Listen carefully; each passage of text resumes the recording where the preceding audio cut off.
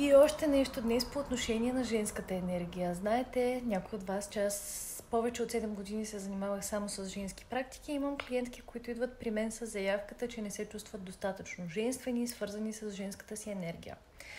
Оказва се обикновено, че там се случва един от два казуса. Единият вариант е, че тези жени имат трудност да се заявяват в желанията си и да получават и се чувстват виновни, защото са казали в прав текст какво искат и са го получили. И усещането е, откъде на къде точно аз ще получавам това, което искам, просто защото казах какво е. Или другия проблем е, че тези жени имат трудност да изпитват гняв и да казват не.